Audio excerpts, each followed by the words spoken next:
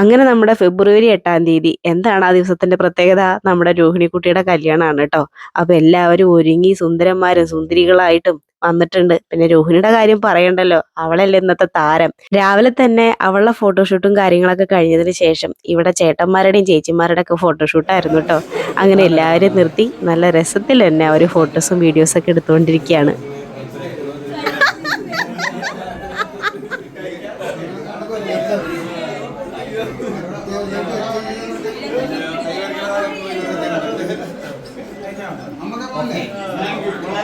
എന്റെ ചിരി കേട്ടിട്ട് നിങ്ങൾ ആരും പേടിക്കണ്ട കേട്ടോ. ഞാൻ അങ്ങനെ ഉറക്കേട് ചിരിക്കുക. ഞാൻ പലപ്പോഴും അത് മാറ്റാൻ ശ്രമിക്കാറുണ്ട്, പക്ഷെ നടക്കാറില്ല.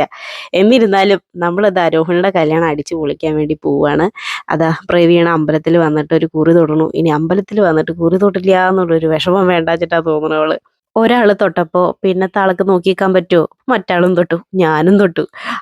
അങ്ങനെ രോഹിണിയുടെ കല്യാണത്തിന്റെ ആ ഒരു മുഹൂർത്തം അടുത്തുകൊണ്ടിരിക്കുകയാണ് കേട്ടോ.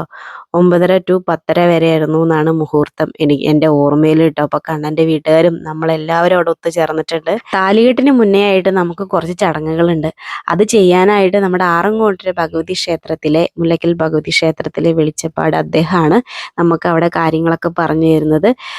നിലവിളക്ക് കത്തിച്ച് വെച്ചിട്ടുണ്ട്, പൂക്കൊല വെച്ചിട്ടുണ്ട്, പറ വെച്ചിട്ടുണ്ട്. അതേപോലെ തന്നെ വല്യമ്മ മുറത്തിൽ നെല്ലാണ്, അത് നെല്ല്. അപ്പോൾ അത് നമ്മുടെ ഇവിടെയൊക്കെ അങ്ങനെ ഒരു ചടങ്ങുണ്ട് കേട്ടോ. അപ്പോൾ നിങ്ങളുടെ അവിടെ അങ്ങനെ തന്നെ ആയിരിക്കും. അറിയാത്തവർക്ക് വേണ്ടിയിട്ട് ഞാൻ ജസ്റ്റ് ഒന്ന് പറഞ്ഞു എന്നേ ഉള്ളൂ. അപ്പോൾ നന്നായി പ്രാർത്ഥിച്ച് നമ്മുടെ വാഴയിലയുടെ ചെറിയ കഷ്ണങ്ങൾ ഉണ്ടാവും, രണ്ട് കയ്യിലും കുറച്ച് തരും. എന്നിട്ട് അത് നമ്മൾ 3 വട്ടം വാരിയിട്ട് പറയിലേക്ക് വാരിയിടുക. എന്നിട്ട് നമ്മളത് പറയിലേക്ക് ചെരിഞ്ഞു കൊടുക്കുകയാണ് ചെയ്യുക. പൂക്കുല മറയാതെ അദ്ദേഹം അത് പിടിച്ചിട്ടുണ്ട്, മറയാതിരിക്കാൻ വേണ്ടിയിട്ട് ഇതേപോലെ നിറഞ്ഞ് ഇങ്ങനെ പുറത്തേക്ക് പോകണമെന്നില്ല. അതാണ് അതിൻ്റെ ഒരു ഐശ്വര്യം എന്ന് പറയണത് കേട്ടോ. അങ്ങനെ അത് എല്ലാവരും നന്നായി പ്രാർത്ഥിച്ചു. എന്താണെന്ന് വെച്ചാൽ നമ്മുടെ രോഹിണി കല്യാണം കഴിഞ്ഞ് മറ്റൊരു വീട്ടിലോട്ട് പോവുകയാണ്. എല്ലാ ഐശ്വര്യങ്ങളും, എല്ലാ സമൃദ്ധി, എല്ലാ ഐശ്വര്യങ്ങളും ഉണ്ടാവട്ടെ എന്ന്, നന്നായി ദൈവാനുഗ്രഹം ഉണ്ടാവട്ടെ, എല്ലാ കാര്യങ്ങളും അവൾക്ക് നല്ല രീതിയിൽ നേതൃത്വം വഹിക്കാൻ കഴിയട്ടെ എന്ന് പ്രാർത്ഥിച്ചുകൊണ്ട് ഞങ്ങളെല്ലാവരും ഇവിടെ പ്രാർത്ഥിച്ച് നിൽക്കുകയാണ്. താലി കെട്ടിൻ്റെ സമയത്താണെങ്കിലും എപ്പോഴും. കാരണം എന്താണെന്ന് വെച്ച് കഴിഞ്ഞാൽ ഒരു ജീവിതത്തിലേക്ക് നമ്മൾ കടക്കുകയാണ് അല്ലേ. പല സന്തോഷങ്ങളും ഉണ്ടാവും, പല ഘട്ടങ്ങളിലും ചിലപ്പോൾ നമുക്ക് വിഷമങ്ങൾ ഉണ്ടാവും. എല്ലാം തരണം ചെയ്യാനും എല്ലാ കാര്യങ്ങളിലും തൻ്റെ ഇടത്തോട് കൂടിയിട്ട് മുന്നേറാൻ പറ്റട്ടെ എന്നുള്ളത് തന്നെയാണ് ഞാൻ പ്രാർത്ഥിച്ചത്. അങ്ങനെ ഇതാ താലികെട്ടിൻ്റെ സമയമായി. ഏകദേശം ഒരു 9:30 to 10:30 വരെ ആയിരുന്നു സമയം എന്നാണ് എനിക്ക് എൻ്റെ ഒരു ഓർമ്മ കേട്ടോ, മുഹൂർത്തത്തിൻ്റെ സമയം. അങ്ങനെ ഇതാ വല്യമ്മ നിൽക്കുന്നുണ്ട്, വെല്ലിച്ചൻ നിൽക്കുന്നുണ്ട്, കണ്ണൻ്റെ അച്ഛൻ നിൽക്കുന്നുണ്ട്, കണ്ണൻ നിൽക്കുന്നുണ്ട്, കണ്ണൻ്റെ അമ്മ നിൽക്കുന്നുണ്ട്. എല്ലാവരും ഫാമിലി, അത്യാവശ്യം എല്ലാ ഫാമിലിയും ഒത്തുചേർന്ന് നിന്നിട്ട് നമ്മുടെ രോഹിണിക്കുട്ടിയുടെ ചടങ്ങ് ഭംഗിയാക്കാൻ വേണ്ടി കാത്തു നിൽക്കുകയാണ്.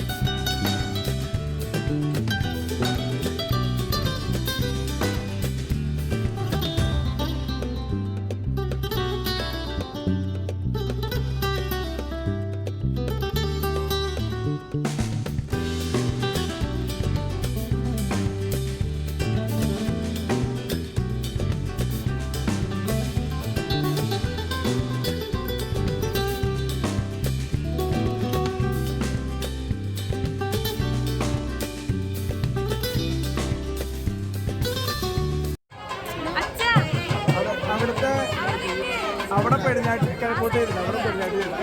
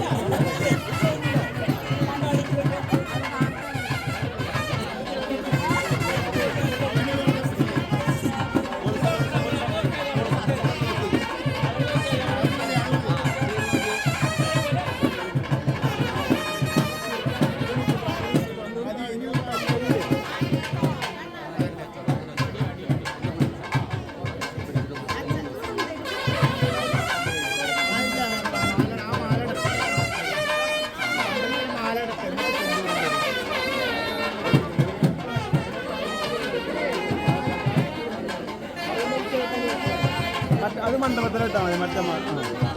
അതെ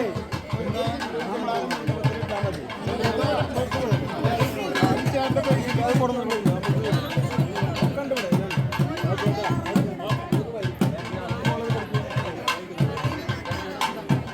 അതിനെ കൂടി സൗകര്യം നോക്കട്ടെ. മോത് പിടിച്ചോ കേട്ടോ. അയ്യോ ആ ഇട്ടെടുക്കും.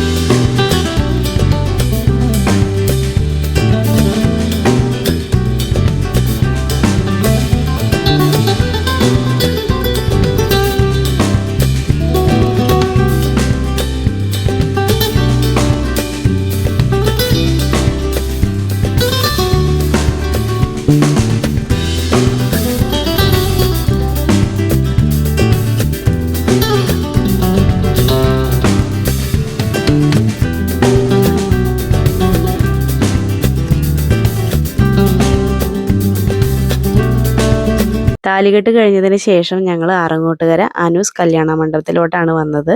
പിന്നീടുള്ള ചടങ്ങുകളൊക്കെ അവിടെ വെച്ചിട്ടായിരുന്നു.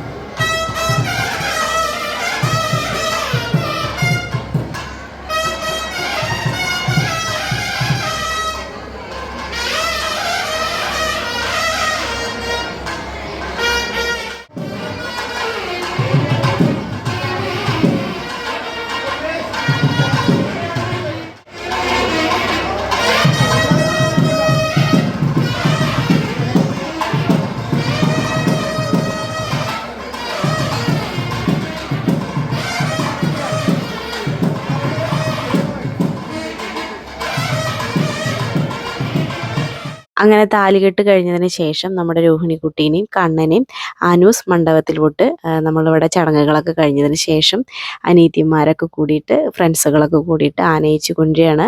അമ്മായിയും വല്യമ്മയൊക്കെ ഉണ്ട്. നമ്മുടെ രോഹിണിക്കുട്ടിയുടെയും കണ്ണൻ്റെയും തലയിൽ നമ്മൾ കാലൊക്കെ കഴുകി കൊടുത്ത് തലയിൽ അരിയും പൂവൊക്കെ വിതറി അവരെ തന്നെ ആനയിച്ച് കൊണ്ടുവരും. നിലവിളക്ക് കൊളുത്തി ആനയിച്ച് കൊണ്ടുവരികയാണ് കേട്ടോ ചെയ്യുക. അങ്ങനെ താലമൊക്കെ എടുത്തിട്ട് നമ്മുടെ പിള്ളേർ സെറ്റ് എല്ലാവരും ഉണ്ട്.